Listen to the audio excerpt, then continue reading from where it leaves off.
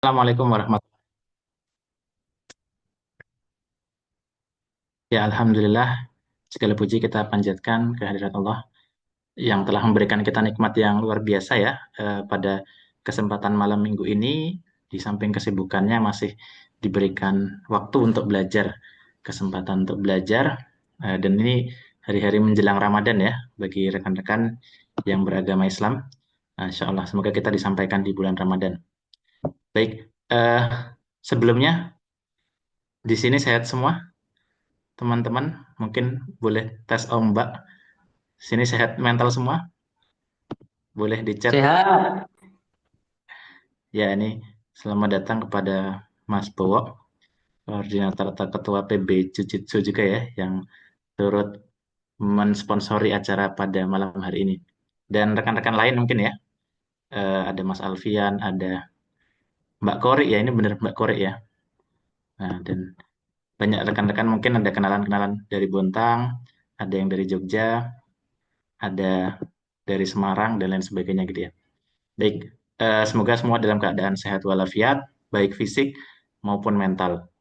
Nah, seperti tadi yang Mbak Zara sampaikan, di sini bukan kelas, bukan konseling ya, sesi konseling, tapi di sini lebih kepada apa namanya, belajar. Kita proses belajar ya. Walaupun juga nanti ilmu itu adalah setengah dari obat ya. Jadi kalau kita sudah punya ilmunya, nanti at least kita bisa sedikit mengkonseling diri kita sendiri. Nah, sehingga kita kenapa penting untuk ikut kelas pada malam hari ini. Baik, saya akan mulai ya.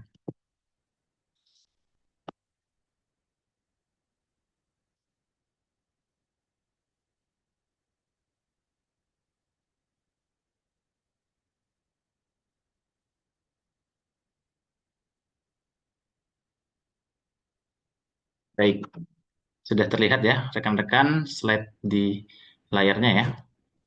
Nah, Sudah. jadi kita akan membahas lebih detail tentang trauma. Kenapa tentang trauma?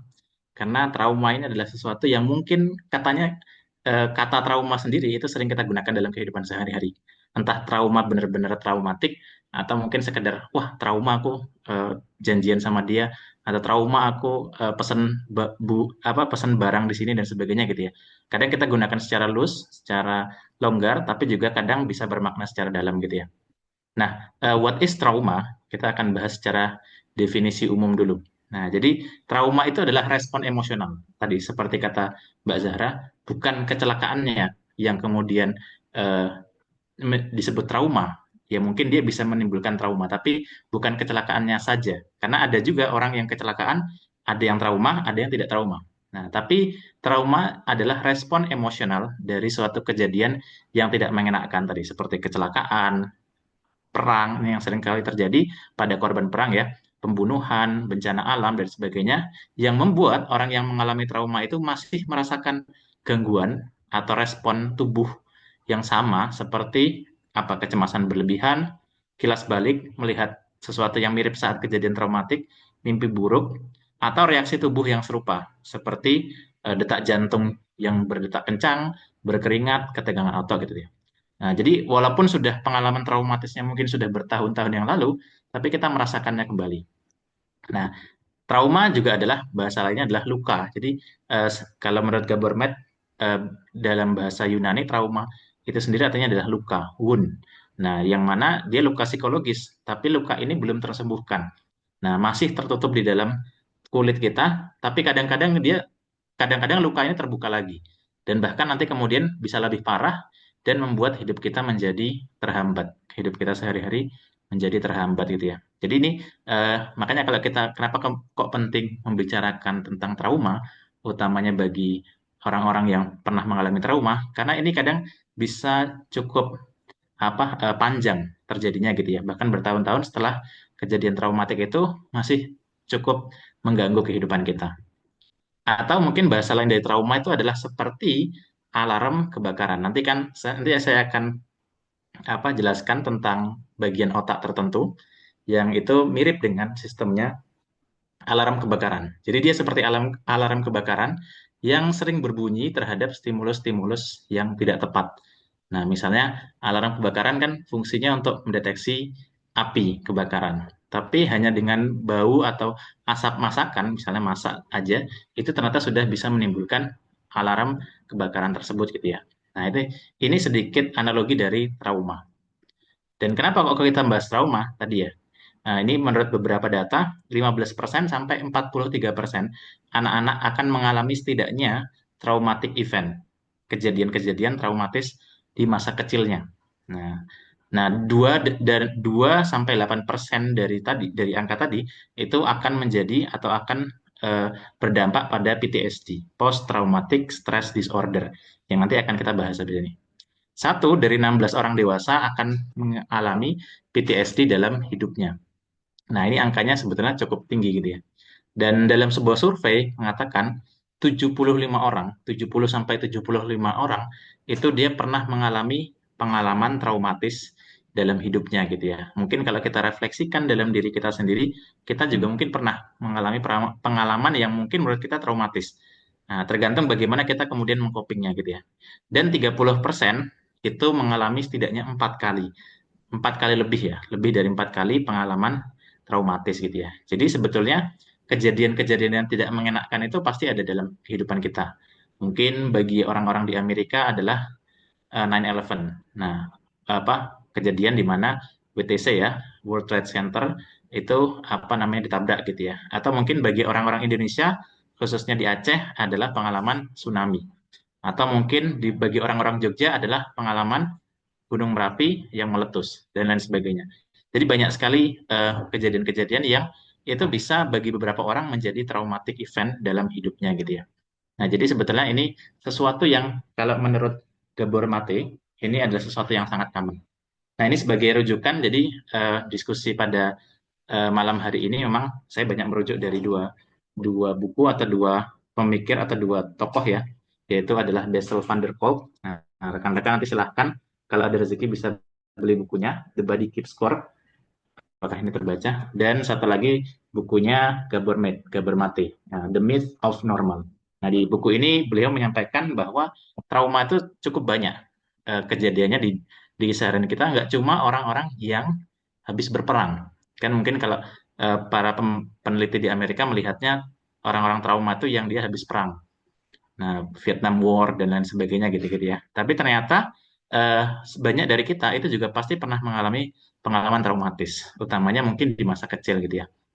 Nah, nah habis itu kita akan ngomong what is kalau ada trauma, what is PTSD? Apa itu trauma? Apa itu PTSD? Nah, PTSD sebagaimana namanya, Post Traumatic Stress Disorder adalah gangguan di mana sesuai namanya ya, post trauma, gangguan yang terjadi setelah trauma, stress disorder di mana kita mengalami gangguan untuk tidak bisa regulasi stres kita gitu ya. Jadi stres sistem kita ini teraktivasi di waktu-waktu yang tidak tepat.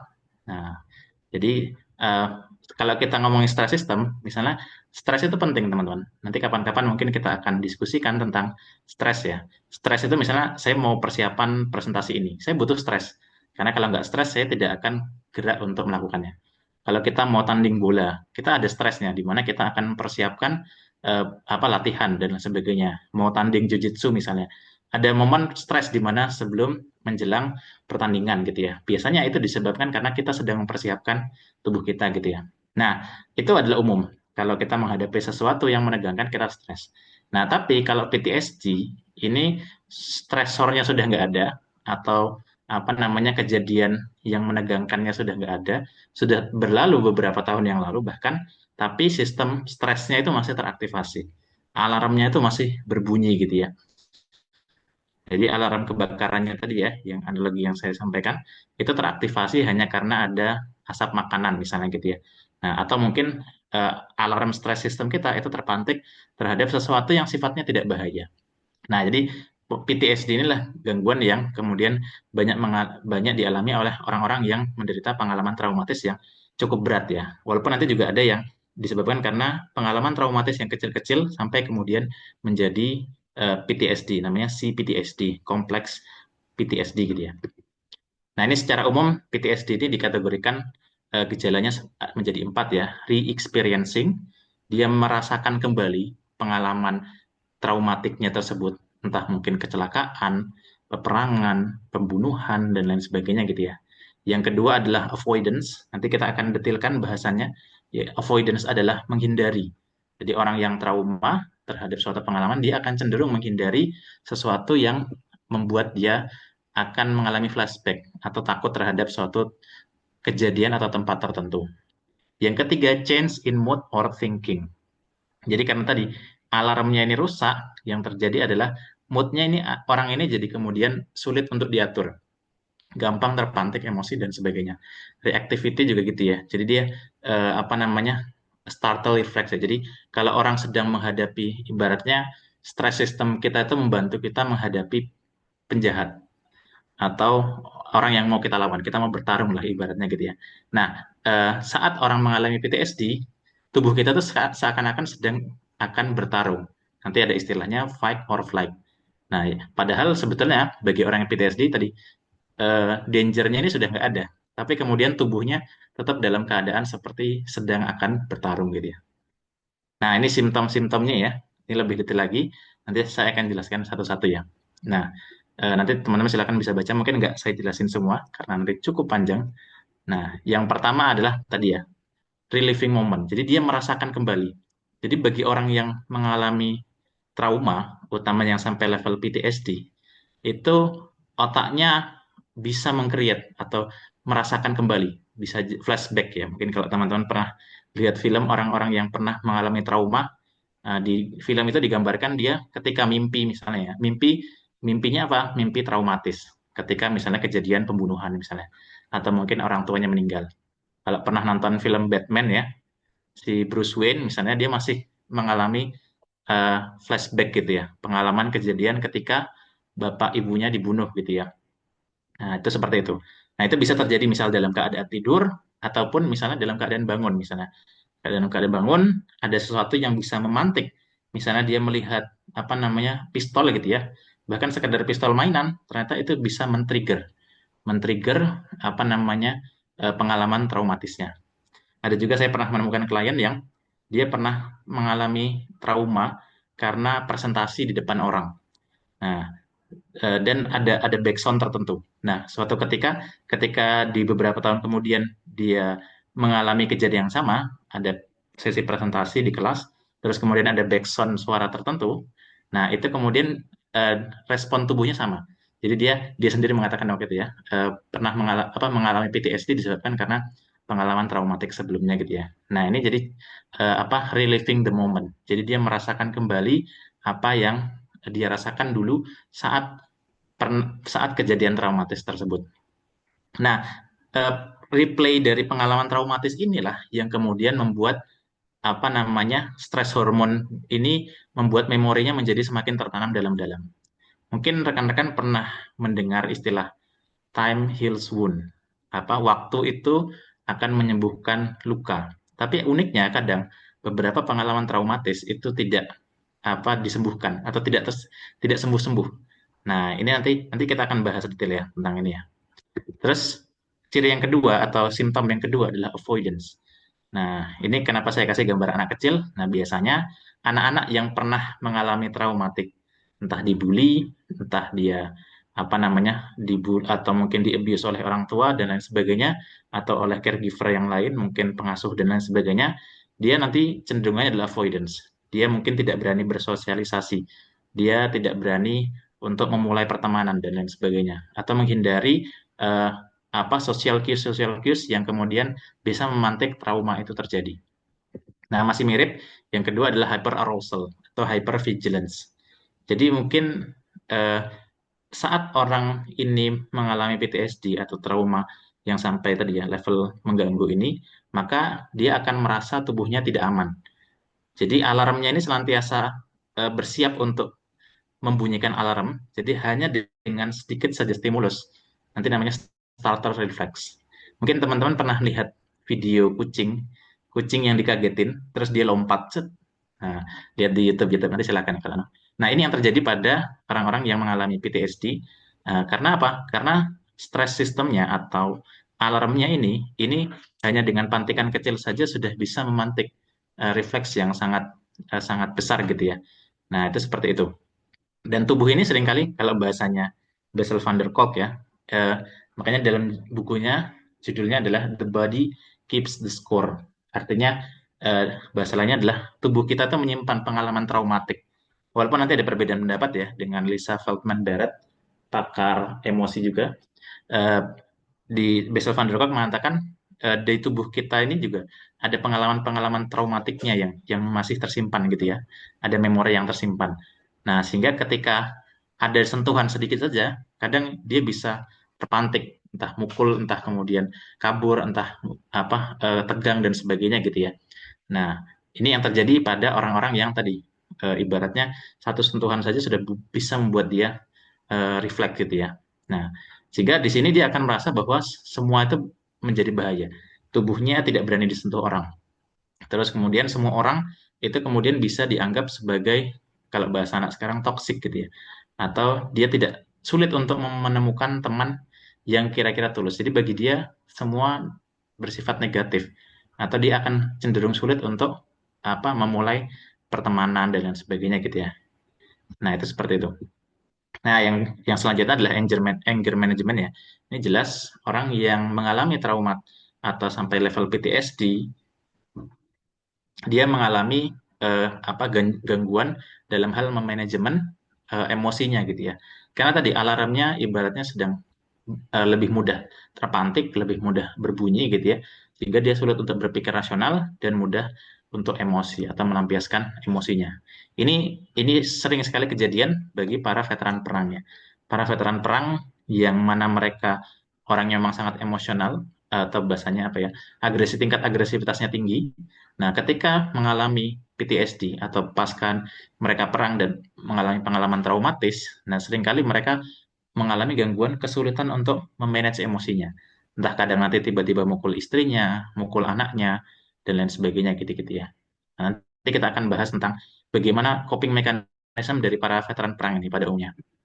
Terus kemudian, nah, salah satu yang gejala yang mungkin kadang disorot ya, yaitu adalah psychotic symptom. Nah, ini menurut sebuah penelitian, 30-40% penderita PTSD pada veteran perang mengalami halusinasi dan atau delusi. Jadi dia masih, tadi ya, karena dia reliving the moment, sampai pada level dia mengimajinasikan pengalaman-pengalaman traumatisnya dulu waktu saat mereka mengalami perang. Nah, jadi sampai eh, melihat langsung, atau bahkan sampai delusional gitu ya. Nah, itu seperti itu.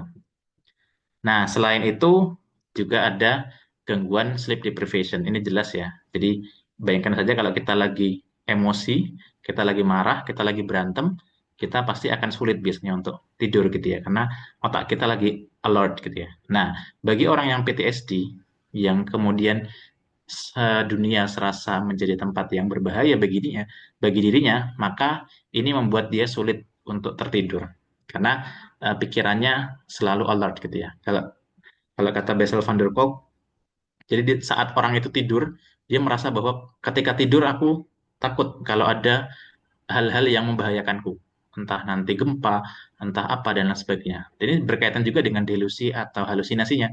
Jadi seakan-akan sebetulnya tempat tidurnya nyaman, aman, tapi kemudian karena negative thinking yang berlebihan membuat dia merasa seakan kalau aku tidur nanti aku akan ada yang membunuh, akan ada yang mengganggu dan lain sebagainya gitu-gitu ya. Nah, ini salah satu gejala lain yang cukup unik dari orang yang mengalami traumatik. Mungkin jarang kita dengar ya, uh, yaitu adalah freeze atau numbing. Freeze dan numbing beda nih. Jadi yang freeze, jadi seperti yang tadi saya sempat bilang bahwa respon ketika seseorang menghadapi bahaya adalah fight or flight. Misalnya kita ketemu ular, maka yang kita lakukan adalah kabur atau lawan gitu ya. Nah, tapi ternyata ada respon ketiga, yaitu freeze. Mungkin teman-teman pernah melihat kalau di video-video ada hewan-hewan yang kalau ketemu predator, dia tidur atau mematung gitu ya. Mematung atau pura-pura mati. Nah, ini adalah kejadian yang ini juga mekanisme ini juga ada dalam otak kita gitu ya. Nah, ini biasanya terjadi pada mohon maaf misalnya beberapa korban dari sexual abuse kadang ketika terjadi pengalaman-pengalaman seperti itu Kenapa kok kadang mereka tidak berani atau tidak bisa melawan dan sebagainya? Karena ada freeze-nya, karena saking takutnya terus kemudian mekanismenya membuat tubuhnya menjadi freeze gitu ya. Nah, itu seperti itu. Nah, lalu apa dengan numbing? Nah, karena pengalaman traumatis itu sangat menyakitkan, numbing ini tubuh kita atau otak kita itu kemudian mempunyai mekanisme di mana untuk mengurangi rasa sakit emosional itu, maka tubuh kita kemudian mematikan rasa sakit itu sehingga membuat kita cenderung jadi mati rasa. Jadi rasa-rasa dalam tubuh kita ini jadi dimatikan. Itu yang terjadi pada beberapa klien traumatik ya, yang ditangani oleh Bessel van der Kolk. Dia tidak bisa ketika tubuhnya disentuh, dia tidak merasa bahwa tubuhnya sedang tersentuh gitu ya. Misalnya kalau kalau tangan orang yang mengalami PTSD dipegangi kunci atau HP gitu ya, sambil merem dia nggak tahu kalau itu entah kunci, entah HP dan lain sebagainya. Kenapa? Karena ini adalah mekanisme tubuhnya untuk mematikan rasa sakitnya, tapi dampaknya adalah dia sendiri tidak bisa merasakan sentuhan-sentuhan yang lain. Nah, itu yang terjadi. Nah, itu yang pertama. Yang kedua, tidak hanya sensasi tubuh, tapi juga emosi. Karena dia kemudian sakit, rasa sakitnya ini berusaha direpress, yang terjadi emosinya yang lain juga kemudian terrepress dan tidak bisa terartikulasi. Nah, sehingga kemudian beberapa orang dia cenderungnya kayak tatapannya kosong, terus kemudian tidak bisa mengungkapkan emosi dan lain sebagainya gitu ya. Ada juga gangguannya namanya alexithymia gitu ya. Nah, ini ya, jadi flight, fight, sama freeze gitu ya, ketika kita menghadapi bahaya. Nah, atau mungkin teman-teman pernah nonton atau baca novel ini ya. Apa ini? Novel apa ini? Novel Almond ya. Saya pernah sekilas melihat bukunya di murid-murid saya gitu. Jadi Alex Sitima ini orang yang tidak bisa, kalau di novel ini kayaknya gangguan genetik ya. Tapi di eh, apa namanya? Di kalau alexithymia di sini disebabkan karena proses numbing, di mana karena emosinya direpress, dia tidak bisa mengungkapkan emosi mimik wajah di wajahnya gitu ya. Disebabkan karena tadi di mereka ada proses untuk merepress emosinya gitu ya. Nah, salah satu gejala lainnya adalah ini yang cukup berat, yaitu dissociative atau depersonalization. Nah, apa itu bahasa gampangnya? Yaitu adalah saat tubuhnya seakan-akan keluar dari dirinya gitu ya. Kalau disosiasi ini seakan-akan dia seperti orang yang melamun ketika di jalanan atau di jalan tol gitu ya. Nah, kemudian dia dia seperti terbang melayang dan sebagainya gitu, tidak sadar dengan tubuhnya gitu ya. Atau depersonalization, di mana dia merasa keluar dari tubuhnya gitu ya. Kenapa? Karena tadi ini uh, turunan dari numbing tadi, karena dia tidak ingin merasakan atau merepress emosi atau rasa sakit dalam tubuhnya sampai-sampai dia tidak bisa merasakan tubuhnya dan dia pikirannya terbang melayang keluar dari apa namanya tubuhnya sendiri gitu ya. Nah, hilang ingatan, perasaan terputus dari diri sendiri dan sebagainya gitu ya. Nanti mungkin ada beberapa gangguannya, mungkin kalau rekan-rekan pernah membaca di ID ya, dissociative identity disorder. Biasanya memang disebabkan karena pengalaman-pengalaman traumatis gitu ya. Nah, itu dari simptom-simptom ya, atau gejala-gejalanya dan banyak lagi yang lain. Nanti kita akan eh, sampaikan lagi beberapa hal, tapi ini cukup ini yang case-nya sampai cukup berat gitu ya. Mungkin bagi beberapa rekan-rekan yang pernah mengalami trauma mungkin cukup relate, tapi kita yang mungkin belum atau iya insya Allah semoga tidak ya sampai level PTSD, mungkin degree-nya mungkin kita nggak sampai sampai level sana gitu. Kita pasti pernah mengalami pengalaman yang menakutkan, tapi mungkin levelnya lebih kepada eh, teringat-ingat dan sebagainya gitu ya. Nah, ini kalau kalau yang tadi ini cukup gangguannya cukup berat gitu ya. Nah, sekarang kita akan ngomong tentang bagaimana sih otak yang mengalami sampai level PTSD. Nah, yang mana dari sini nanti teman-teman kita bisa belajar gimana kemudian untuk recover eh, dari gangguan-gangguan tersebut gitu ya. Nah, ini tenang saja teman-teman, tidak perlu dihafal, cukup tahu aja bahwa oh ada bagian otak ini gitu ya. Karena nanti apa namanya cukup rumit kalau dihafalin semua gitu ya. Dan nanti rekan-rekan yang mungkin eh, apa namanya mungkin sulit untuk mengikuti, nanti tinggal bisa melihat rekamannya di YouTube yang nanti akan kami upload ya di YouTube Rahman Satrio gitu ya. Nah, seperti yang tadi saya bilang, ada bagian otak tertentu yang itu bersifat sebagai alarm, yaitu adalah amigdala. Nah, amigdala ini seperti alarm tubuh yang membantu kita mendeteksi adanya bahaya. Nah, mendeteksi adanya bahaya. Jadi, kalau ini dihilangkan bahaya malah teman-teman. Jadi, jangan sampai kita berdoa, ya Allah semoga saya nggak punya amigdala. Jangan, nanti kita nggak bisa bertahan hidup. Nah, tapi amigdala ini berfungsi untuk mendeteksi bahaya. Nah, problemnya adalah orang yang mengalami trauma sampai level PTSD, dia amigdalanya nih sangat reaktif, sangat besar, sangat sangat mudah untuk terpantik gitu ya. Nah, sangat mudah untuk terpantik gitu ya. Itu yang pertama. Jadi alarmnya terlalu apa teraktivasi berlebihan. Nah, terus kemudian yang kedua adalah bagian prefrontal cortex. Nah, prefrontal cortex mungkin rekan-rekan yang sudah sering nonton YouTube sudah cukup mendengar ya, apa itu prefrontal cortex adalah bagian otak yang ada di belakang dahi kita ini yang berfungsi untuk pemikiran rasional. Nggak perlu dihafal, tapi di dalam prefrontal cortex ada dua lagi bagian. Nah, ada namanya VMPFC, ventromedial prefrontal cortex, dan dorsolateral prefrontal cortex. Nah, sederhananya adalah itu di sini ya. Nah, di LPFC itu bagian otak yang mengatur kemampuan berpikir rasional. Nah, dan VMPFC ini nanti bagian yang meredakan amigdala kita. Nah, dua bagian ini tidak berfungsi secara maksimal. Sehingga kalau kita ingin otak kita, amigdalanya kan alarmnya.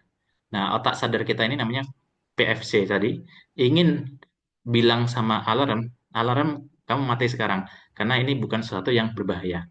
Nah, otak bagian itunya itu tidak bisa berfungsi secara maksimal, sehingga alarmnya masih nyala gitu ya. Ibarat teman-teman kalau bangun pagi gitu ya, subuh, alarm gitu ya, ada alarm yang berbunyi, tapi teman-teman mau matiin alarmnya itu sulit gitu ya. Nah, itu seperti itu, otak kita gitu ya. Itu ya. Nah, bagian ketiga adalah hipokampus. Nah, hipokampus ini apa? Mungkin teman-teman sudah pernah dengar, hipokampus ini bagian otak yang mengatur apa namanya? Memori. Nah, memori ini sangat penting kaitannya dengan apa namanya? PTSD atau pengalaman traumatik kita.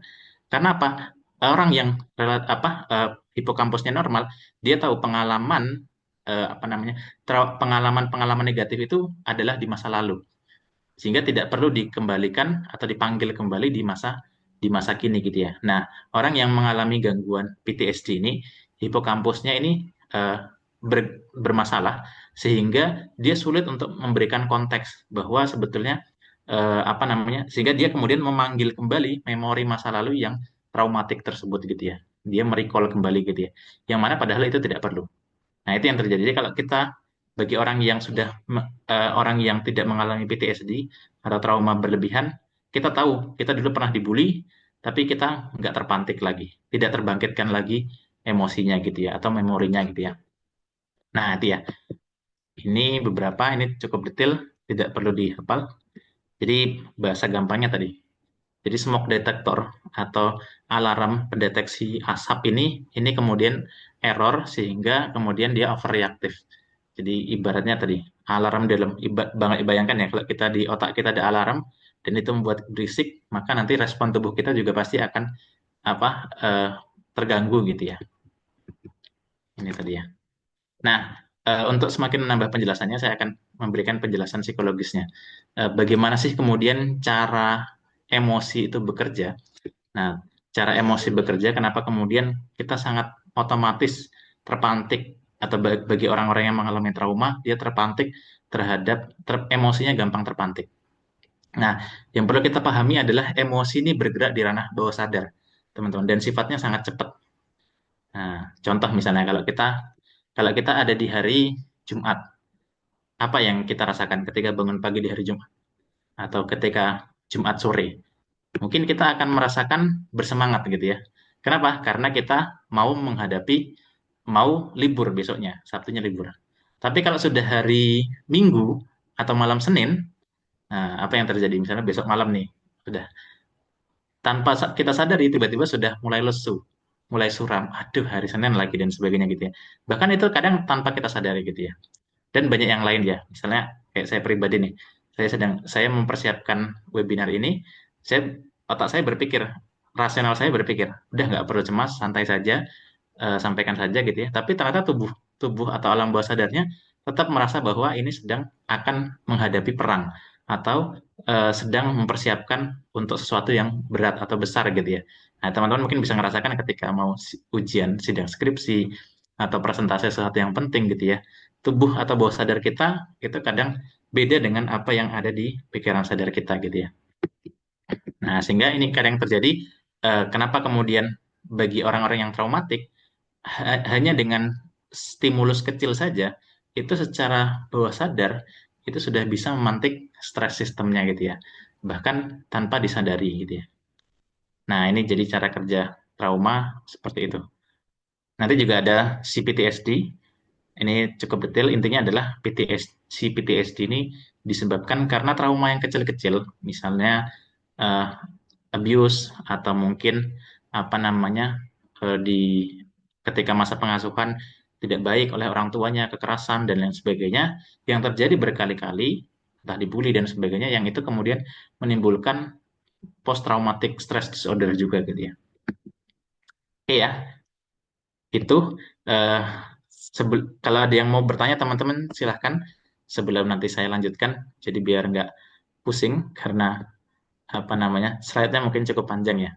Tapi itu tadi tentang apa namanya simptom dari trauma, terus kemudian apa namanya bagaimana mekanisme trauma terjadi dan beberapa hal yang lain. Kalau ada yang mau bertanya silahkan. Kalau enggak kita akan lanjut lagi. Nanti silahkan bisa kalau misalnya masih malu bisa disimpan dulu pertanyaannya. Oke, nah terus kemudian apa dampak dari trauma? Nah, dampak dari trauma salah satunya adalah kecanduan narkoba.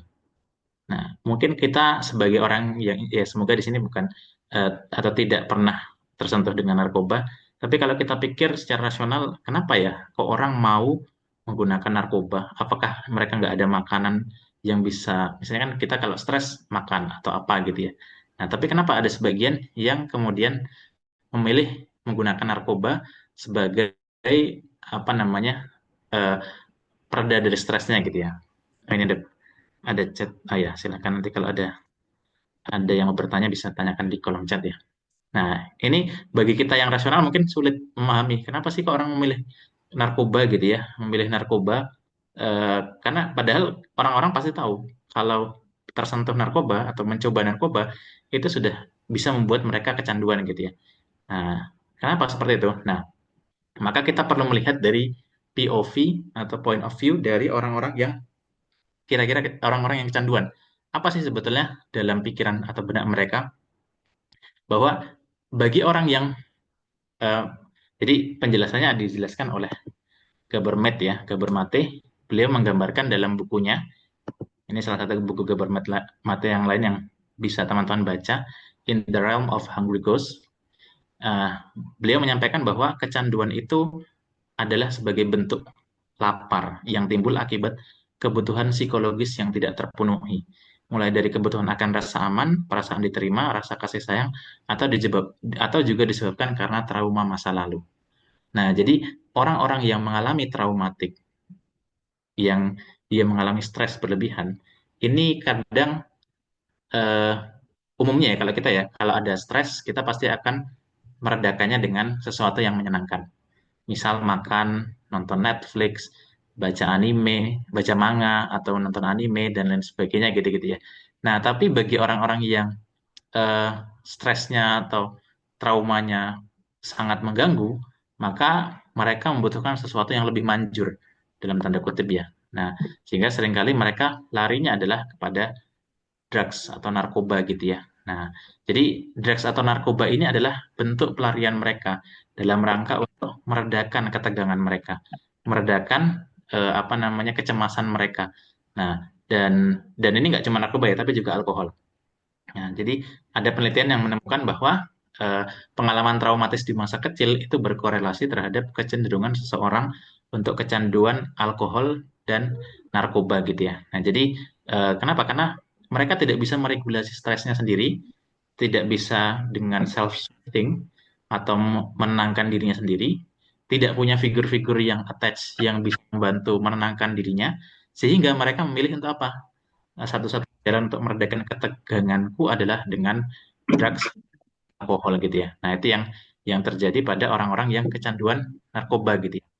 Nah, tuh, makanya kalau kita lihat para veteran perang, atau mungkin kalau lihat di para veteran perang ini, mereka ketika pasca perang, mereka banyak yang mengalami kecanduan alkohol.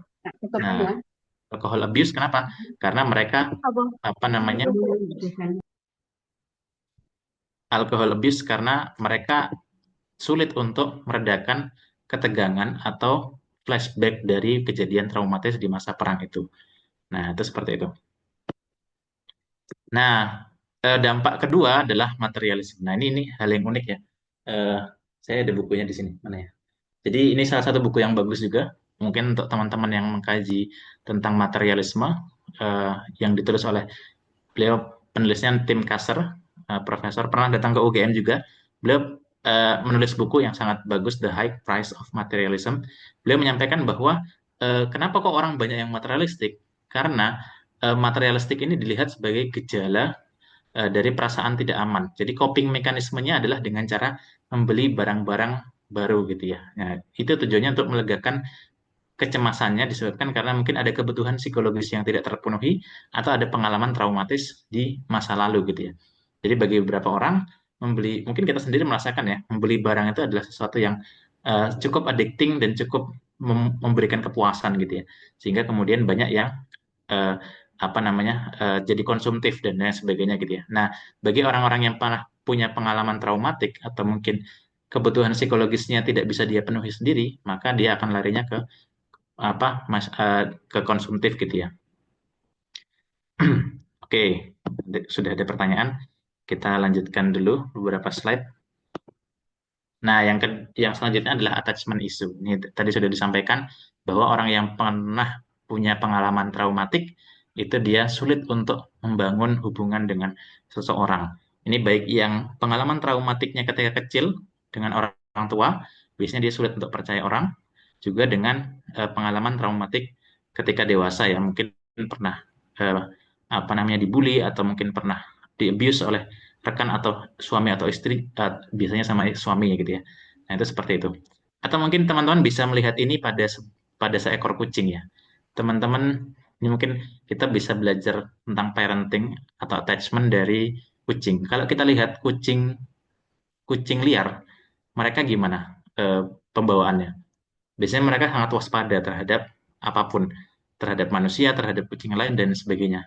Kenapa? Karena mereka tumbuh pada lingkungan yang sangat kasar, harsh.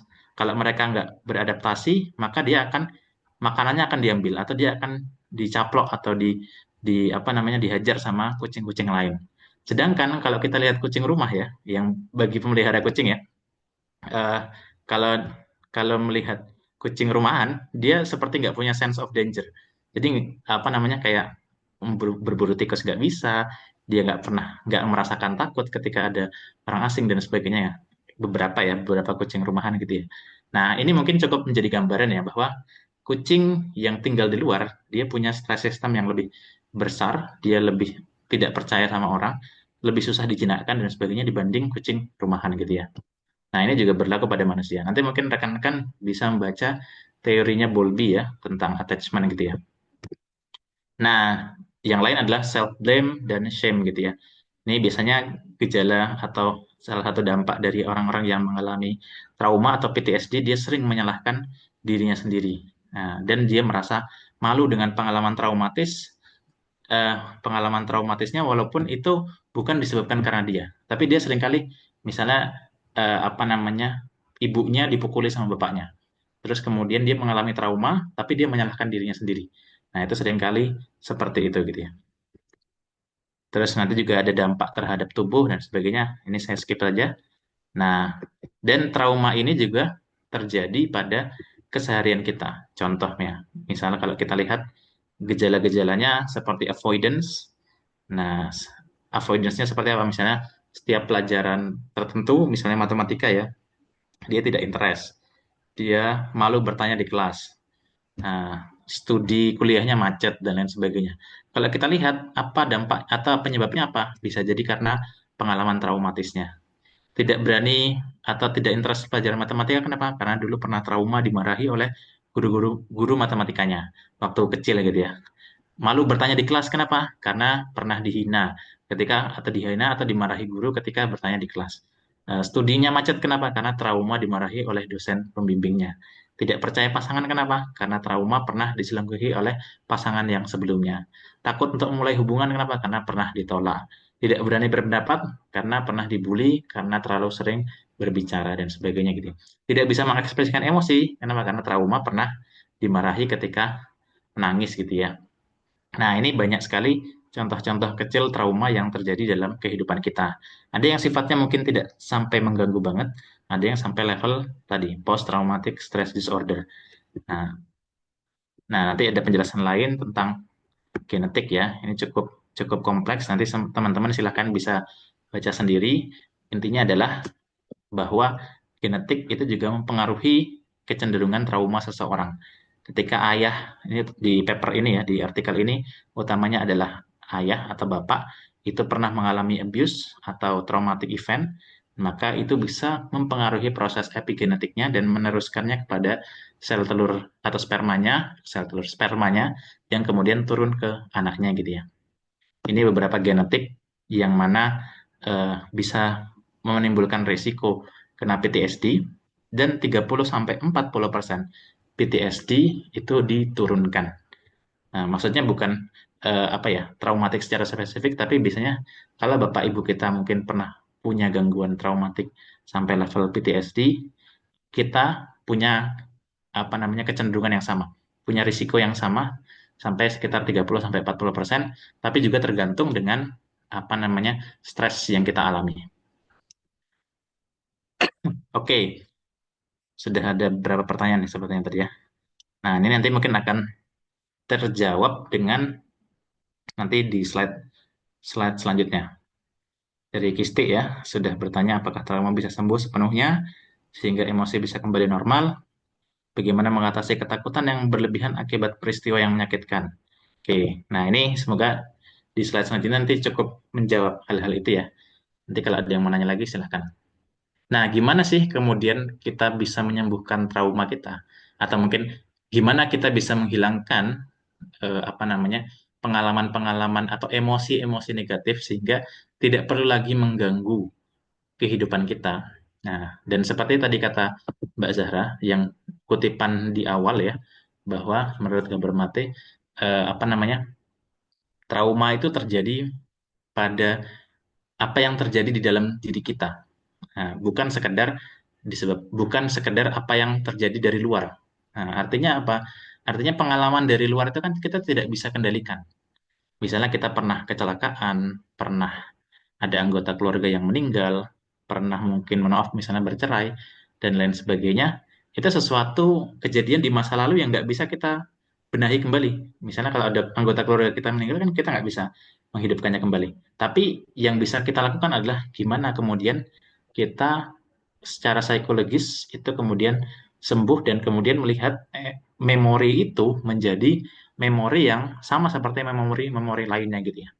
Sama seperti memori yang lain yang mungkin tidak memantik secara emosional. Jadi itu. Jadi ini eh, sisi atau berita baiknya ya, bahwa kalau seandainya trauma itu dipelajari, maka kesembuhan itu juga bisa dipelajari.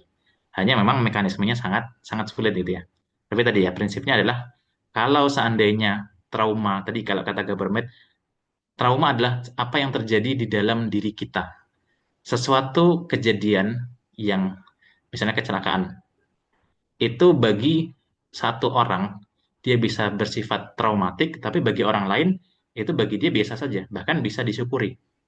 Nah, saya pernah punya beberapa kenalan yang beliau pernah kecelakaan dan ketika kecelakaan itu teman-temannya ada yang meninggal gitu ya. Nah, bagi beberapa orang mungkin itu sangat traumatik, tapi ada juga mungkin beberapa orang yang dia bisa tidak memang itu pengalaman atau memori yang tidak mengenakan tapi tidak sampai membangkitkan kembali pengalaman-pengalaman traumatik tersebut gitu ya. Nah, jadi ini kabar baiknya ya bahwa sesuatu yang dipelajari itu bisa di unlearn.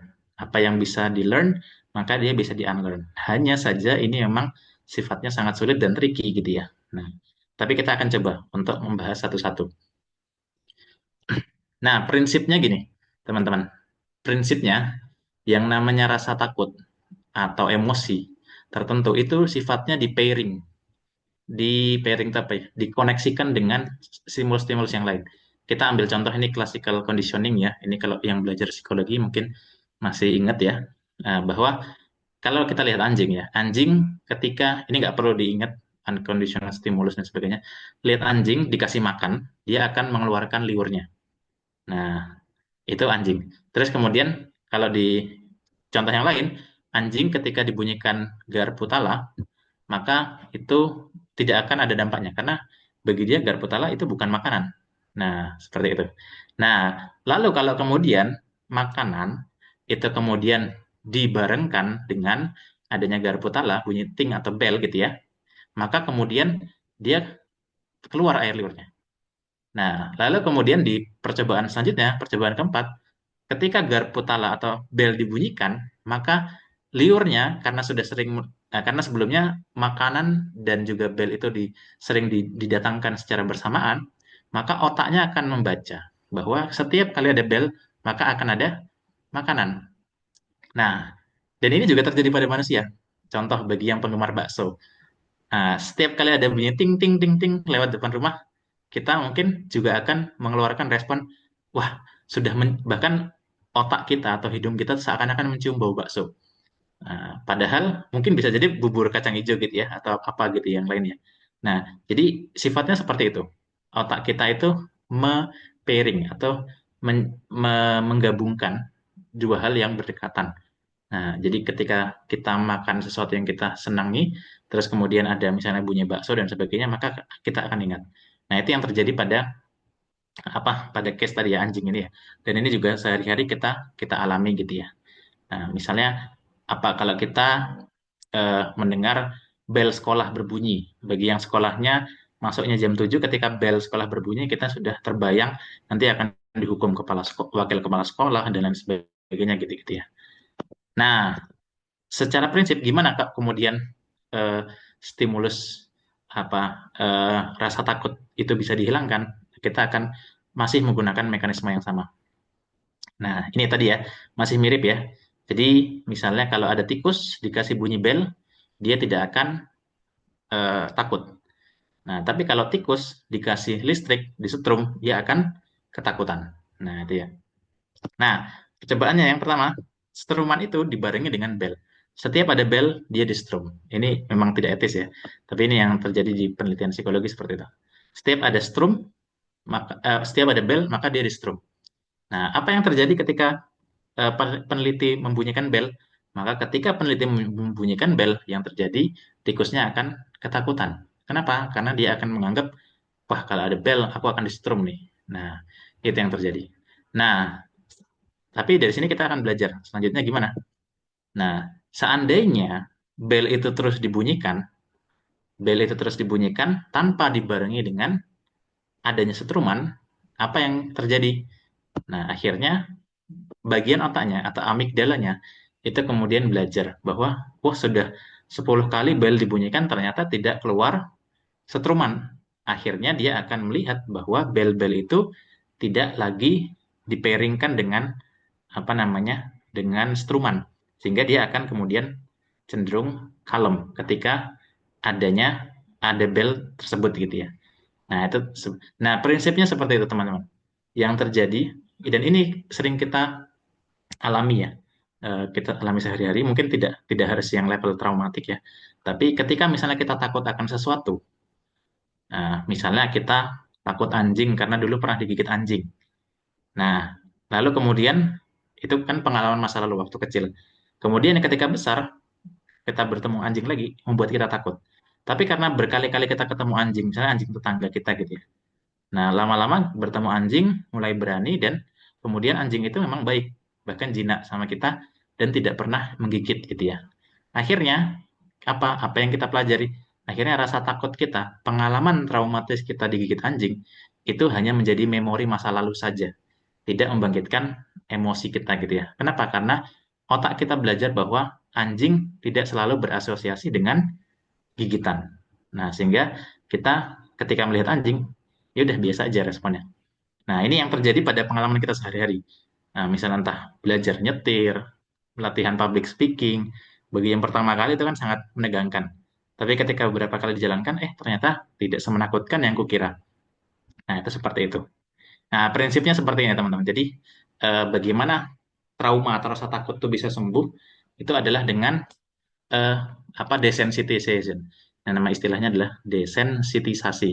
Jadi ketika paparan berkali-kali itu kemudian bisa menyebabkan stimulus yang awalnya menakutkan itu menjadi biasa saja, bahkan sampai level positif. Ini teman-teman bisa banyak belajar di berbagai macam video di YouTube ya. Ini referensinya YouTube ya. Eh, Hanya saja memang perlu hati-hati ya. Jangan kemudian habis belajar ini terus ada keluarganya yang fobia ular terus langsung dibawakan ular.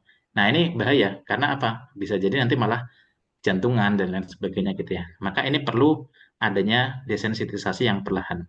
Tapi secara prinsip saya ingin menjelaskan bahwa prinsipnya seperti ini, bahwa pengalaman yang menegangkan atau menakutkan itu adalah ketika misalnya kita dipaparkan lagi terhadap stimulus yang mirip, tapi tidak menimbulkan atau tidak berkaitan dengan bahaya atau tidak menimbulkan bahaya, maka kita mulai akan belajar bahwa ini menjadi stimulus ini adalah fine dan kita tidak perlu merasakan takut. Ini mungkin teman-teman pernah merasakan hal yang sama, misalnya teman-teman punya guru yang killer ya, guru yang menakutkan atau dosen yang menakutkan di awal gitu ya, pernah dimarahin sekali gitu ya, takut gitu ya. Tapi kemudian seiring berjalannya waktu, teman-teman banyak berinteraksi dengan dosen tersebut. Nah, lama-lama yang dulu sangat menakutkan sekarang menjadi biasa saja. Kenapa? Karena memorinya atau emosinya itu sudah didetach dari memori tersebut. Memorinya sudah mendetach emosi negatif dan bahkan sekarang menjadi emosi yang positif. Ketika melihat dosen tersebut yang terbayang mungkin wah seru nih, dosennya ternyata iya galak sih bagi beberapa orang yang tidak mengenalnya, tapi bagiku yang sudah mengenalnya dosennya ternyata asik, suka bercanda dan lain sebagainya gitu-gitu ya. Nah, ini bisa kita alami, pengalaman ini bisa kita rasakan sehari-hari gitu ya. Nah, prinsipnya seperti itu teman-teman. Nah, saya jelaskan prinsip prinsip yang kedua gitu ya. Nah, ini ada penelitian menarik ya, bahwa atau mungkin kita lihat dari pengalaman kita sendiri deh. Bagaimana pengaruh orang tua dalam melindungi anak dari pengalaman-pengalaman yang traumatik atau menegangkan. Misalnya ada anak kecil yang kemudian jatuh, terus kemudian nangis kan biasanya ya. Anak kecil jatuh, dia akan nangis. Nah, tapi ada bapak atau ibunya yang berdiri di sampingnya, lalu kemudian menenangkan. Nggak apa-apa nak, nggak apa-apa nak, aman kok. Nggak apa-apa, anak jagoan gitu ya, berani, nggak apa itu sakitnya sebentar aja paling gitu ya. Akhirnya anak tersebut cepat dalam meregulasi emosinya dan kemudian beberapa saat sudah tenang kembali gitu ya. Nah, nah itu seperti itu. Dan bahkan ada juga penelitiannya, ya, bagaimana anak merasa tenang atau tidak bersama orang tua ketika anak itu sakit atau kecelakaan, itu bisa memprediksi PTSD pada anak tersebut. Jadi kalau orang tuanya kalem, tenang, dan bisa menenangkan anaknya, maka kecenderungan PTSD bagi anak yang sakit ini bisa diredakan. Nah, sedangkan kalau orang tuanya ikut-ikutan panik atau kemudian juga membuat suasana menjadi tegang, maka kemudian anak juga akan merespon hal seperti itu gitu ya. Jadi kita sangat tergantung emosi kita dengan orang-orang di sekitar kita gitu ya. Jadi emosi kita ini terkoneksi ya, nih itu tadi teman-teman. Kalau kalau seandainya bapak ibu kita ketika ada suatu kejadian misalnya memecahkan vas bunga atau apa gitu ya, terus orang tua kita marah gitu ya, maka kemudian kita akan merekam emosi itu dan mengkaitkannya dengan tadi misalnya vas bunga yang kita jatuhkan. Nah, sehingga kita akan takut setiap kali vas bunga itu kita jatuhkan. Nah, tapi sebaliknya, kalau misalnya orang tua kita tenang ketika kita mengalami masalah, maka kita akan belajar untuk meregulasi stres kita dari kecil gitu ya. Nah, ini penjelasan awalnya. Nah, lalu bagaimana ini? Nah, ini yang bagaimana fungsi dari terapi ini mirip seperti orang tua yang kemudian membantu menenangkan anaknya ketika menghadapi hal-hal atau pengalaman-pengalaman yang traumatis. Mungkin rekan-rekan yang pernah konseling ke psikolog atau konselor pernah merasakan ya, biasanya kalau konseling ke psikolog atau konselor sampai pada tahapan sampai level di mana klien atau kita merasakan sampai menangis. Kenapa? Karena kita menceritakan ulang pengalaman traumatis tersebut gitu ya. Menceritakan ulang pengalaman traumatis sampai kemudian menimbulkan respon fisiologis yang sama. Nah, dari seperti mana ketika kita menghadapi pengalaman itu pertama kali gitu ya. Nah, dengan adanya konseling, namanya adalah CBT, kita kemudian ibaratnya diajak kembali ke pengalaman traumatis kita. Tapi kali ini kita datang ke pengalaman traumatis itu bersama oleh terapis yang kemudian akan mendampingi kita dan soothing the alarm. Soothing itu memberikan penenangan, kalem, kalem, kalem gitu ya. Bahwa pengalaman itu tidak perlu lagi kemudian memantik atau memori itu tidak perlu lagi memantik stres sistem kita gitu ya. Sehingga ketika ini sesinya diulang beberapa kali, maka yang terjadi adalah emosi negatif itu bisa dipisahkan dari memori tersebut. Misalnya tadi emosi atau perasaan traumatik karena pernah apa namanya anggota anggota keluarga yang meninggal. Nah, kemudian karena kecelakaan misalnya. Nah, ketika kita bisa melepas emosi negatif itu dan mempairingnya atau mengaitkannya dengan emosi yang biasa atau bahkan positif, akhirnya yang terjadi adalah apa pengalaman apa memori itu tidak lagi menjadi traumatis, tapi bisa kita tenangkan gitu ya. Nah, jadi prinsipnya seperti itu teman-teman. Jadi ibaratnya kita seperti punya orang tua yang ada di samping kita dan menenangkan kita. Nah, hanya saja di sini adalah terapis. Makanya kalau dalam terapi, hubungan antara terapis dan klien ini sangat penting. Makanya dan ini cocok-cocokan ya. Misalnya ada orang yang cocok dengan terapis A dengan terapis B, psikolog A, psikolog B gitu-gitu ya. Nah, jadi mekanismenya seperti itu. Nah, ini yang umum ya, yang biasa dilakukan adalah seperti itu.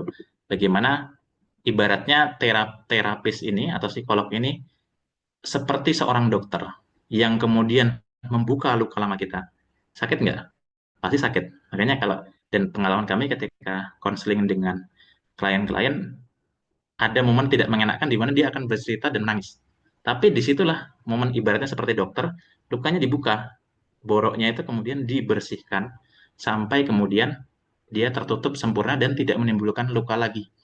Nah, itu yang terjadi. Jadi, kadang memang ketika proses terapi, kita diajak untuk ibaratnya menghadirkan diri kita kembali pada saat kejadian traumatis dan kita belajar untuk meresponnya secara biasa saja. Karena itu sudah lewat. Nah, dan kemudian kita diajarkan untuk menenangkan diri gitu ya. Nah, itu jadi mekanismenya, prinsipnya seperti itu, teman-teman. Nah, terus ada lagi yang lain. Nah, ini mungkin agak unik dan mungkin belum biasa ya kita temukan di Indonesia. Eh, saya sendiri belum pernah dengar. Kalau walaupun di kampus juga diajarkan ya, kalau nggak salah. Nanti Mbak Zahra mungkin bisa menambahkan, yaitu EMDR, Eye Movement Desensitization Reprocessing. Ini agak unik. Jadi mekanismenya adalah saat seseorang itu menceritakan pengalaman traumatiknya, nanti terapisnya akan membantu dia dengan cara membuat dia melihat jari yang bergerak kiri ke kiri dan ke kanan. Nah, ini menurut beberapa penelitian, nanti rekan-rekan bisa membaca penelitian ini sendiri, itu akan eh, apa namanya akan membantu bagaimana traumatic memory tersebut, emosi tersebut nanti kemudian akan reda ketika beberapa kali sesi gitu ya. Nah, ini cukup unik karena apa namanya eh, apa bisa meredakan trauma dengan cara yang mungkin ibaratnya ada tombol rahasia di dalam sistem saraf kita yang mana ternyata caranya adalah dengan melihat ke kiri dan ke kanan. Mungkin kelihatan tidak tidak masuk akal, tapi nanti teman-teman silakan membaca jurnalnya ya untuk mendapat penjelasan lebih lanjut. Nah, ini ada yang lain nih. Nanti teman-teman bisa baca dari Peter Levine ya, Peter Levine yaitu tentang somatic therapy. Nah, menurut beberapa pakar, trauma ini tadi tersimpan di dalam tubuh kita. Ibaratnya nanti di video ini teman-teman nanti bisa lihat ada veteran atau orang yang habis berperang, dia tubuhnya seperti orang yang Tourette syndrome gitu ya, gerak-gerak sendiri gitu ya. Nah, kalau menurut pakar-pakar tersebut, jadi tubuhnya sendiri masih merasakan kejadian seperti saat dia sedang berperang. Kalau sedang berperang kan orang sangat sangat vigilance, hyper vigilance tadi ya. Nah, ini kemudian bisa disembuhkan dengan cara apa? Dengan bantuan sentuhan-sentuhan fisik, yang mana kemudian tubuh ini menjadi lebih merasa nyaman, lebih merasa aman, tidak seperti saat sedang akan berperang tadi gitu ya. Nah, ini berapa nanti bisa lihat ada sentuhan-sentuhan yang kemudian bisa membantu dia untuk merilising trauma gitu ya. Nah, terus kemudian ada juga yang paling unik adalah neurofeedback gitu ya. Nah, di mana eh, ketika orang yang mengalami proses trauma, nanti dia dilihat otaknya, gelombangnya, terus kemudian dicek gitu ya, apakah dia terpantek secara sistemnya, dan nanti ada alat yang kemudian membantu dia bagaimana caranya untuk fokus dan belajar bagaimana mengendalikan pikirannya gitu ya. Nanti bisa lihat di video-video yang ada di link ini. Mungkin itu dulu ya sebagai pengantar. Nah, ini sudah banyak yang bertanya. Apakah saya langsung menjawab saja atau mungkin ada yang mau bertanya secara langsung? Apakah pertanyaannya sudah terjawab dengan slide tadi? Mbak Zahra, apakah? Dan, mungkin untuk pertanyaan pertama, eh, boleh mungkin direspon apakah sudah terjawab atau mungkin Oke, bisa dijawab lagi, Kak Tio. ya dari Mbak Kisti ya. Apakah trauma bisa sembuh sepenuhnya sehingga emosi bisa kembali normal? Memang kadang jarang ada laporan sepenuhnya atau 100% sembuh karena setiap orang tuh beda-beda. Setiap orang cara menyimpannya beda-beda. Ada yang bisa dengan psikoterapi biasa, di mana dengan kuncinya kan apa?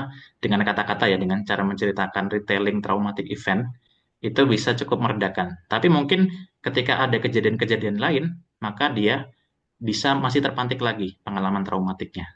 Jadi sebetulnya kalau saran saya bisa dicoba dengan berbagai macam hal yang ada di apa namanya di slide ini ya. Jadi bisa dengan apa tadi proses desensitisasi, bisa dengan konseling, bisa juga mungkin dengan ada sebenarnya banyak lagi cara-cara lain ya, mungkin tidak saya sebutkan di sini, bahkan ada beberapa dengan yoga, dengan apa ini, tapi kan referensinya dari luar negeri ya. Ah, mungkin dengan terapi misalnya dipijat dan lain sebagainya gitu ya, atau dengan senam dan lain sebagainya, yang mana intinya adalah bagaimana tubuh kita terbiasa untuk melihat sesuatu itu menjadi tidak setraumatik dulu. Nah, mungkin pengalaman-pengalaman tertentu karena itu sangat sangat dalam tertanamnya, maka kita perlu belajar ulang. Jadi intinya prosesnya adalah bagaimana kita belajar ulang untuk tidak terpantik lagi traumanya dan belajar untuk self soothing, untuk meredakan stres diri sendiri gitu ya. Nah, itu ya mungkin ya. Eh, Baik, untuk pertanyaan dari Mbak Ruswa ini sepertinya sudah terjawab ya terkait dengan bagaimana mengatasi ketakutan berlebihan. Tadi beberapa prinsip yang saya kira juga bisa diterapkan, atau mungkin kalau tidak bisa dilakukan secara mandiri, tentu akan lebih baik bila mendapatkan bantuan atau dampingan dari profesional. Kemudian dari Mbak Siti Nuraini, mungkin ini tadi sedikit tertinggal ya untuk bahasan-bahasan awal terkait dengan apakah wajar jika trauma membuat kita tidak bisa melakukan kegiatan seperti biasanya, seperti hanya diam seharian, begitu, Kak Tio. ya betul. Jadi tadi seperti yang dijelaskan di awal, biasanya dampak dari trauma itu adalah membuat kita detach dari emosi kita, detach dari pengalaman-pengalaman keseharian kita, atau bahkan dari emosi kita, dari sensasi tubuh kita tadi ya.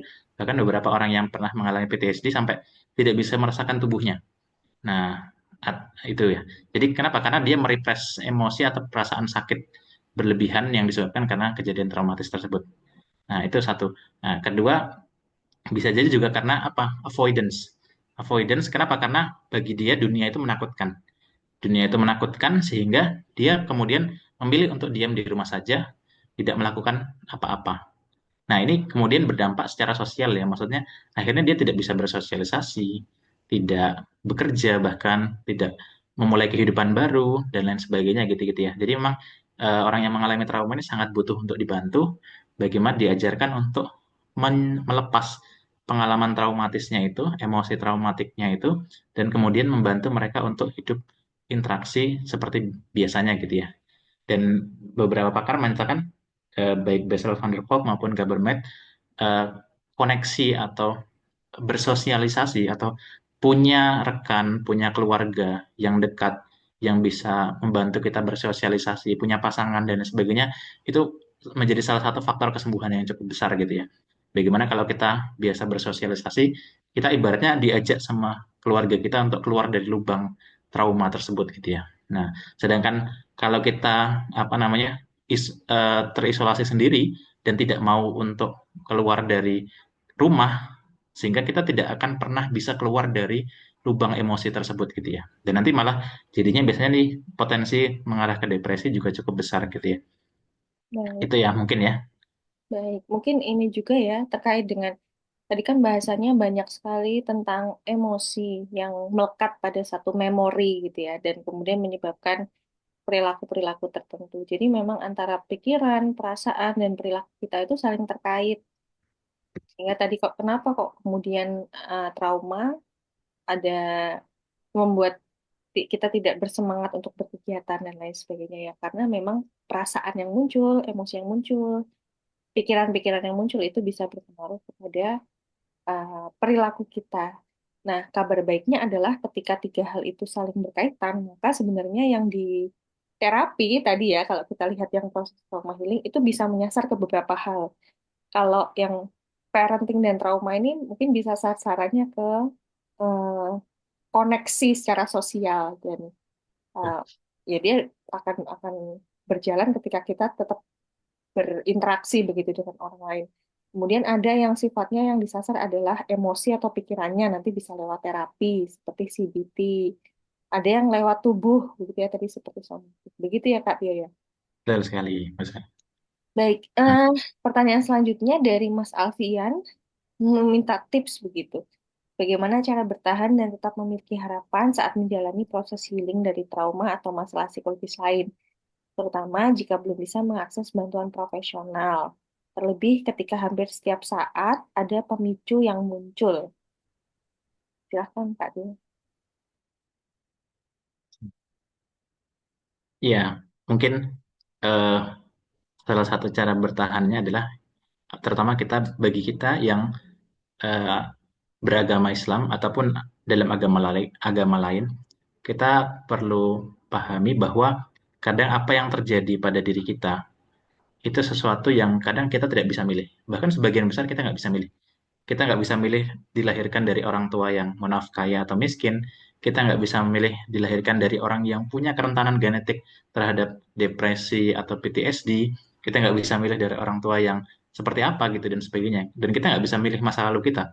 Karena masa lalu sudah kita lakukan gitu ya. Tapi kita perlu paham bahwa apa yang Allah berikan kepada kita itu sejatinya semuanya adalah ujian yang Allah limpahkan, yang mana setiap orang ujiannya berbeda-beda. Dan bisa jadi di situ adalah di mana Allah ingin meninggikan derajat kita gitu. Nah, mungkin rekan-rekan yang pernah membaca buku saya, nanti mungkin kalau ada yang berminat, ada buku yang bisa saya bagikan gratis tentang bagaimana apa namanya mencari kebahagiaan sejati. Di situ saya mengutip sebuah kisah seorang sahabiah yang punya gangguan neurologis yaitu epilepsi. Nah, kemudian ketika dia diberikan opsi sama Rasulullah, ditanya dia minta untuk disembuhkan sama Rasulullah. Kemudian Rasulullah memberikan opsi mau sembuh atau mau bersabar dengan penyakit, tapi Allah akan berikan ganjaran surga gitu ya. Lalu apa jawaban oleh sahabiah atau sahabat tadi? Maka beliau menjawab, saya ingin bersabar saja agar diberikan surga gitu ya. Nah, kadang mungkin cara berpikir seperti itu bisa membantu meredakan gangguan atau kecemasan yang kita alami bahwa cobaan kita ini pasti ada akhirnya. Cobaan kita ada akhirnya, yang mana entah mungkin akhirnya di dunia ini, maksudnya adalah nanti akan ada masa sembuhnya, atau mungkin nanti kita akan diberikan ganjaran yang lebih besar ketika di akhir gitu ya. Nah, mungkin itu sebagai apa namanya pemberi harapan awal gitu ya, bahwa sebetulnya setiap ujian yang kita alami pasti akan ada apa namanya, eh, akhirnya gitu ya, dan akan ada ganjarannya gitu ya. Itu pertama dari sudut pandang teologis, dari sudut pandang Islam gitu ya. Nah, dalam sudut pandang apa namanya, proses healing trauma ini, eh, apa yang bisa kita lakukan? Kita perlu paham gini, bahwa otak kita ini senantiasa berkembang. Otak kita senantiasa bisa me, ada namanya neural plasticity. Neural plasticity ini bahkan untuk orang yang otaknya sudah diambil setengah, dia masih bisa berfungsi, cukup cukup banyak berfungsi gitu ya. Ketika otaknya sudah diambil setengah, kita kan mikir nggak mungkin orang bisa hidup dengan setengah otak, tapi ternyata bisa gitu ya. Nah, ini yang mungkin jadi kabar baiknya gitu ya. Nah, pun begitu dengan pengalaman-pengalaman traumatis, kalau kita percaya bahwa otak kita ini sangat plastis, maka kita akan punya kemampuan untuk bagaimana mengkoneksi kembali otak kita menjadi lebih berfungsi secara fully functioned gitu ya. Nah, itu seperti itu. Pertama gitu.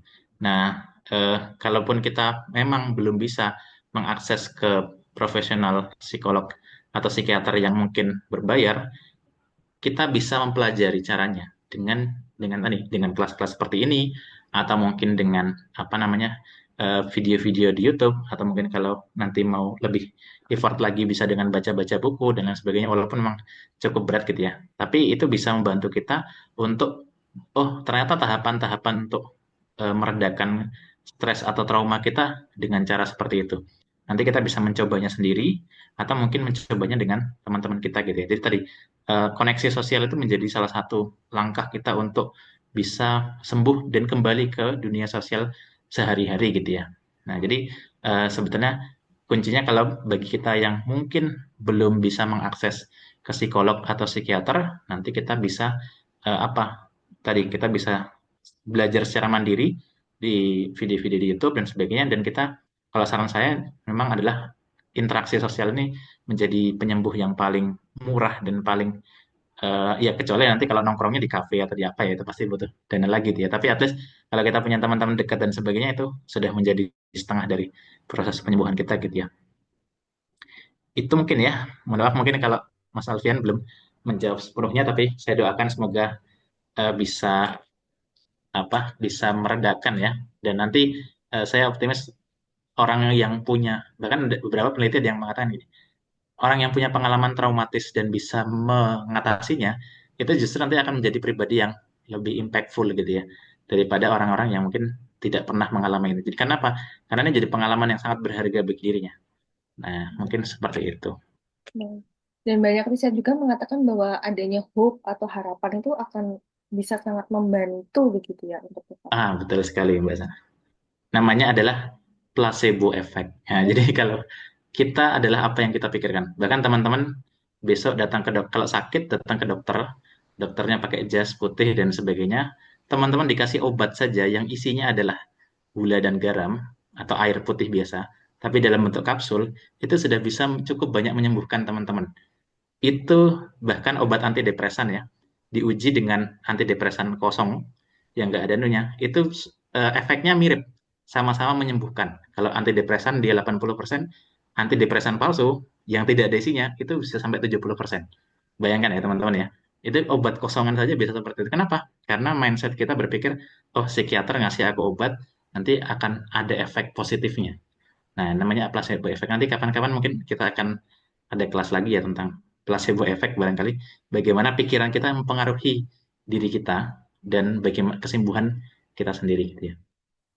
Oke, terima kasih Mas Tio. Kemudian selanjutnya pertanyaan dari Arushda. Mau bertanya Kak, apakah ada perbedaan efek atau penanganan antara trauma yang disebabkan event tertentu dengan trauma yang disebabkan stres yang bertumpuk atau kronis?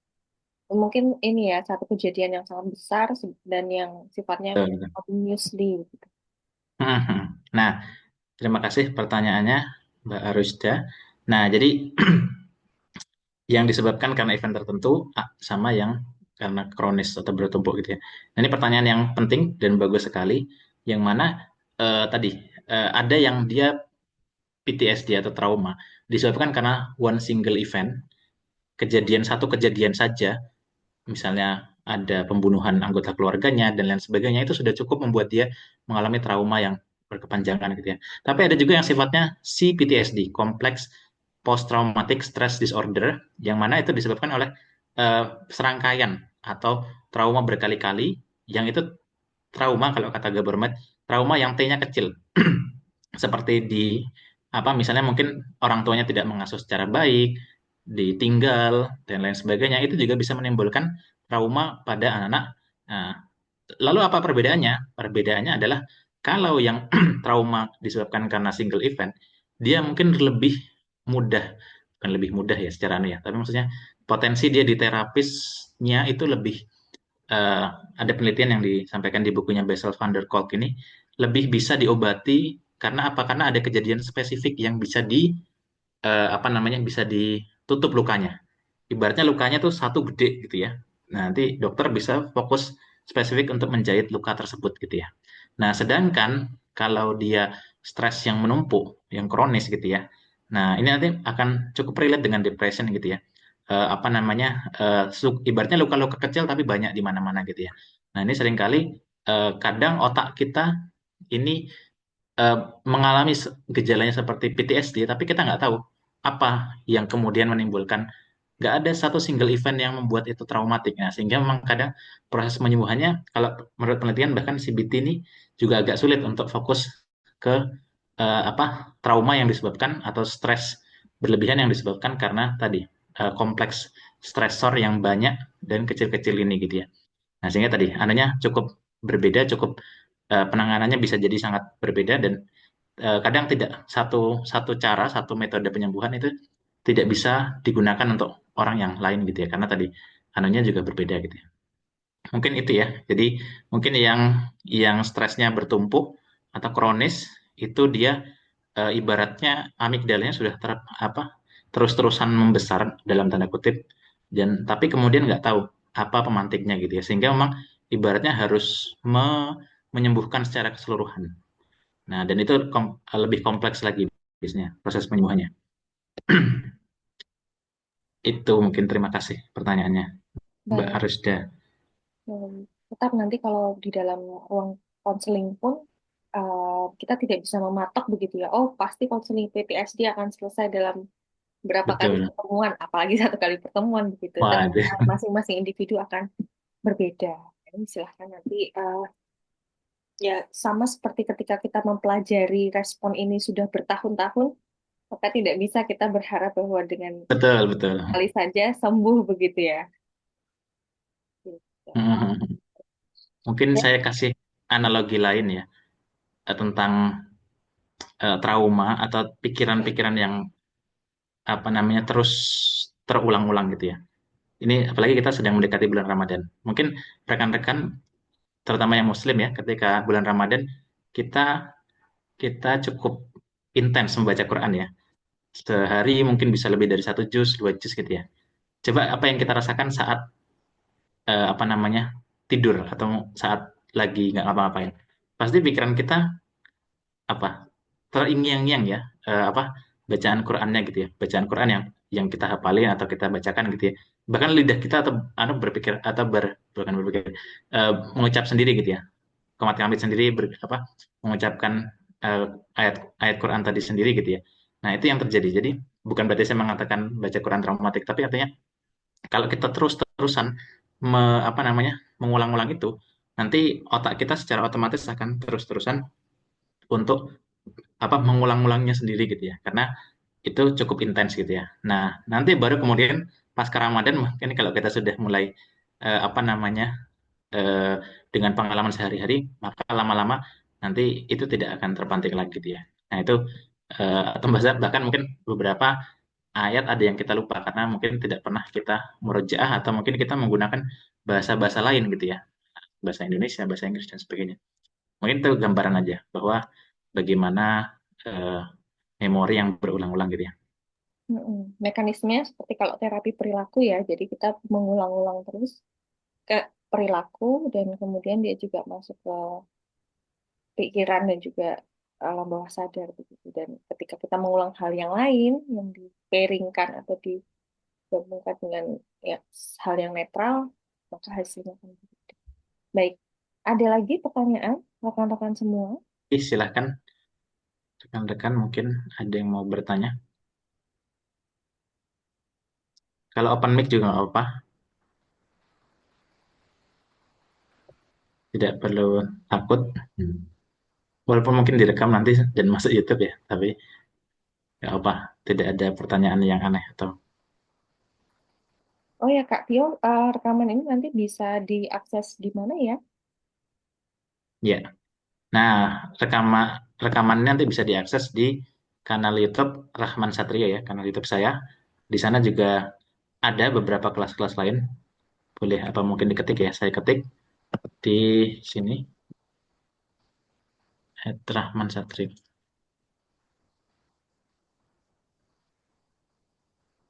Nah, atau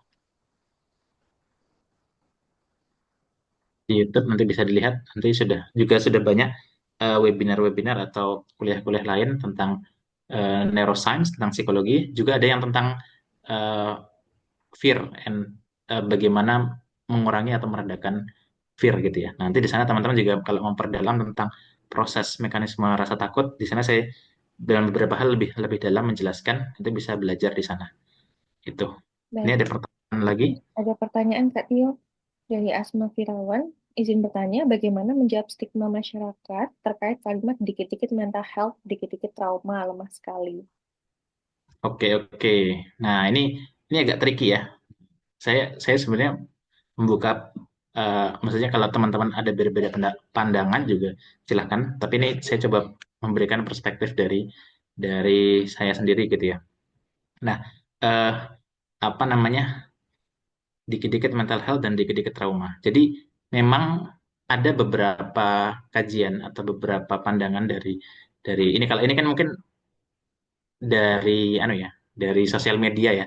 Nah tapi kalau dari beberapa pakar seperti Jen Tweng ya, salah satu pakar psikologi yang membahas tentang Gen Z juga, beliau ada penelitian juga beliau menyampaikan di penelitian itu bahwa terlalu banyak mengkonsumsi eh, apa namanya isu-isu tentang kesehatan mental, isu-isu tentang mental illness dan lain sebagainya, kadang bisa membuat makanya ini termasuk ini juga bagi kami cukup cukup tricky ya. Nah, semoga teman-teman tidak kemudian melabeli atau apa namanya mentraumatisasi pengalamannya sehingga nanti malah justru akan memantik stres sistem.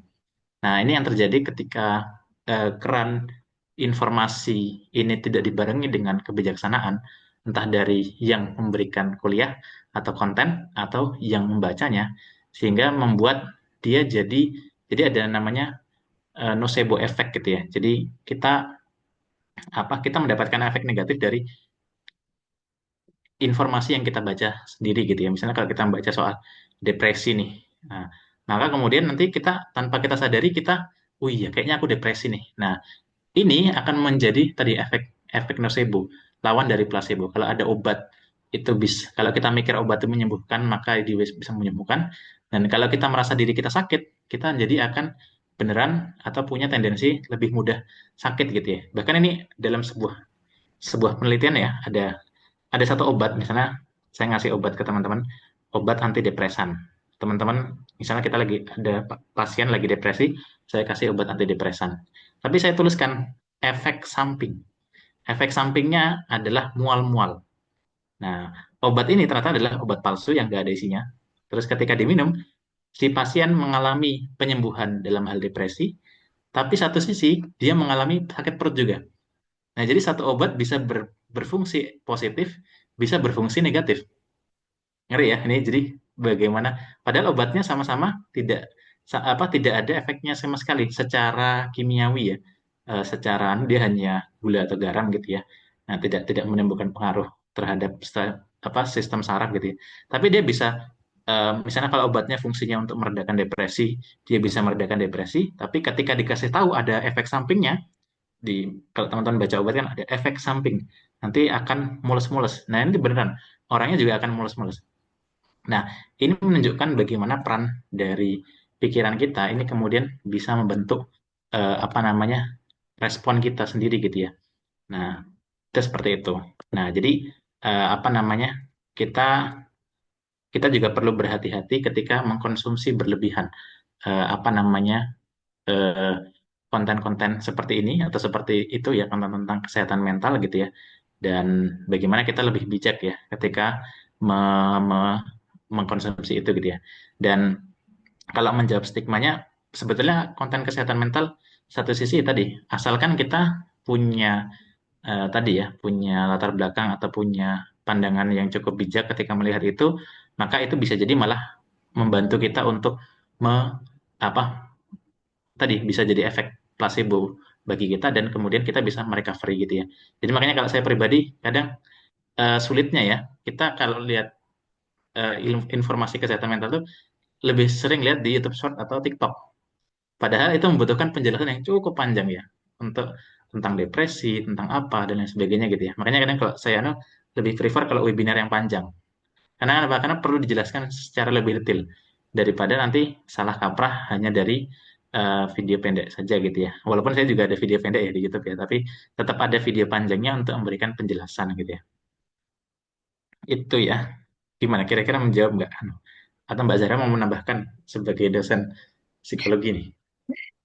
Ya, ya sama seperti konten apapun saya kira ya tidak hanya terkait dengan mental health, tentu ketika tidak di apa ya, ketika respon yang diberikan itu sifatnya reaktif, tidak berdasarkan evaluasi, ya sangat mungkin jatuhnya adalah stigma.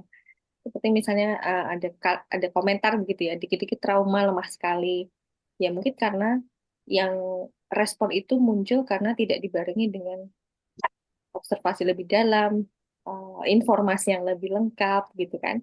Jadi ya dikiranya lemah, padahal mungkin ada backstory-nya begitu, ada hal lain di belakang sekedar postingan itu atau keluhan itu yang bisa membuat sebenarnya kita paham kenapa kok munculnya jadi traumatik misalnya, contohnya seperti itu.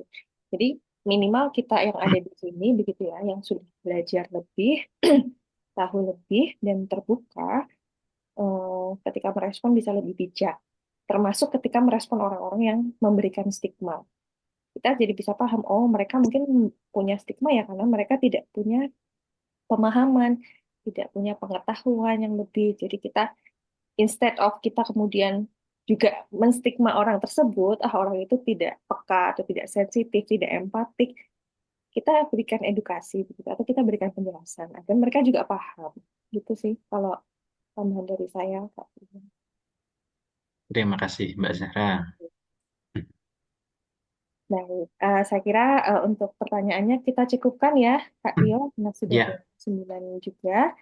Baik, terima kasih banyak teman-teman untuk partisipan partisipasinya hari ini dan utamanya juga untuk Kak Tio gitu ya. Terima kasih banyak sudah berbagi dan oh yang saya amazed adalah Kak Tio tuh suka sekali belajar teman-teman. Jadi kita harus mencontoh begitu ya bahwa ketika kita melihat satu fenomena atau mungkin terlibat dalam satu situasi tertentu. Maksudnya apalagi kalau di psikologi kita mengkaji ilmu psikologi, ya kita perlu terus selalu belajar begitu. Karena kita nggak bisa hanya bermodalkan Instagram atau mungkin TikTok gitu ya untuk belajar sesuatu, tapi kita benar-benar perlu memahami lebih dalam agar pendekatan-pendekatan yang eh, dipilih dalam entah itu dalam penyembuhan, dalam memahami itu lebih tepat gitu. Baik, terima kasih sekali lagi untuk Mas Rahman Satrio atas sharingnya malam hari ini. Semoga bermanfaat dan uh, untuk tidak hanya diri ini dan juga orang-orang lain begitu ya. Sama saya hendak mengingatkan teman-teman, sama seperti Kak Tio sharing malam hari ini di kelas gratis ini ya, silakan teman-teman juga bisa berbagi apa yang dipelajari, apa hal menarik yang didapat, yang insightful malam hari ini di platform-platform yang kalian punya entah itu WhatsApp ataupun Instagram, dan bisa di-tag di Maria Consulting. Karena sejujurnya ketika menuliskan kembali apa yang dipelajari itu juga bisa membantu ilmu itu tetap menetap begitu di dalam diri. Gitu, mungkin kita bisa cukupkan. Kurang lebihnya mohon maaf. Terima kasih. Assalamualaikum warahmatullahi wabarakatuh. Waalaikumsalam warahmatullahi wabarakatuh. Waalaikumsalam warahmatullahi wabarakatuh.